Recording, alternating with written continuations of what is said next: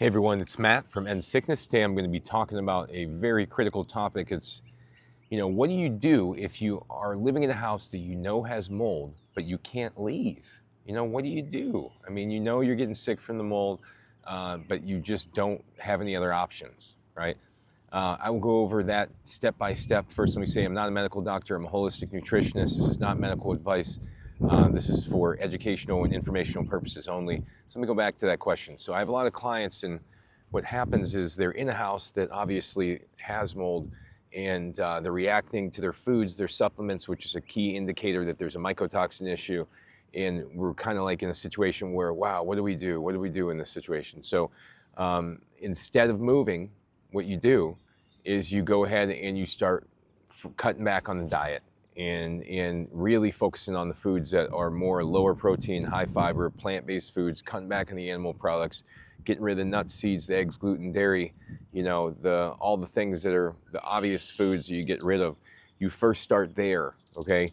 And over time, within a matter of a month or two, the person will become less and less and less reactive to everything in general by cutting out the hard to digest foods, the high allergy foods, the meat, etc. Then the gut starts to heal up, the bacteria starts to shift, and all of a sudden the good bacteria are breaking down histamine.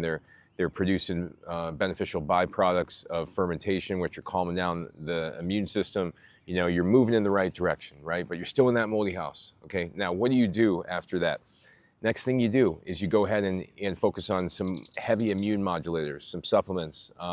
My favorites are going to be a plant-based magnesium. There's something called Aquamin. That was my favorite. Also raw colostrum or powdered colostrum if you can't get raw colostrum. Beta-glucans is another one. Beta-glucan from algae, the one that's beta-glucan extract. If you could handle a plant-based zinc, that would be another one that would be a good option. These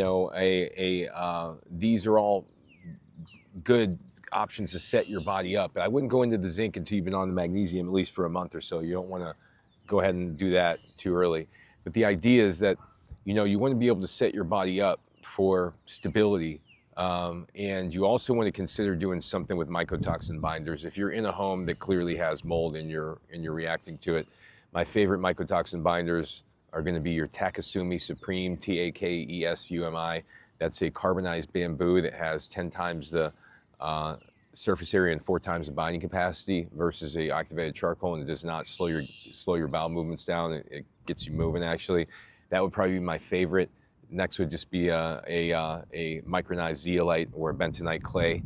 Those would be the ones that I consider to add. But the point is, you want to first get rid of the irritants out of your diet before you even start with the supplements, because you want to make sure that you're able to tolerate the supplements and not react to those supplements too. So if you're in the house that has mold, you can't leave. A lot of progress typically is made simply from getting rid of the irritants out of the diet, and then next going ahead and doing the supplements to calm down the mast cells, to reinforce the calmness of the immune system, and start to restabilize the gut, the detox system, and the cellular health of the body. And once you're doing that, then you could start to notice progress. People typically can see substantial progress from doing just that, obviously cutting out the irritants and finding the right supplements. But don't put the cart before the horse and go after the supplements first. You got to set your diet up first and then the supplements. After the supplements are in the middle of that, then you start doing some slow, deep breathing, and you start doing some meditation, and you start doing some self-care activities like, going for walks in nature, getting time out in the sun, stretching, warm baths, like I said, deep breathing, just creating self-care rituals that you start to really feed into on a daily basis. So your body starts to expect these nurturing activities to allow it to heal. And this is absolutely critical also. So if you focus on these 3 things, you can go ahead and make a lot of progress. Now, how much progress you can make, that depends upon how sensitive you are to this mold and how much of it is there. And certain people can get from bedridden to functioning in life and working and doing pretty good, and other people are stuck at, not functional because they have such a strong sensitivity to the mold. So you really don't know until you give it your best shot. But if you can't leave, your obvious best choice is to make all the other changes you can, but to not overdo it with supplements, these synthetic supplements, these multi-ingredient supplements, these things, they're all very high risk, and it's not the way to go, trust me. So Watch my other videos in more detail about how to heal from mast cell activation. Obviously, I healed myself, my daughter. I've worked with plenty of clients as well. And I would, if you have any questions, feel free to reach out to me. I offer 30-minute free consultations just to be able to go over your history and tell you what I would do. And that's about it, everybody. Thanks for watching. And go to my website, endsickness.org. Take care.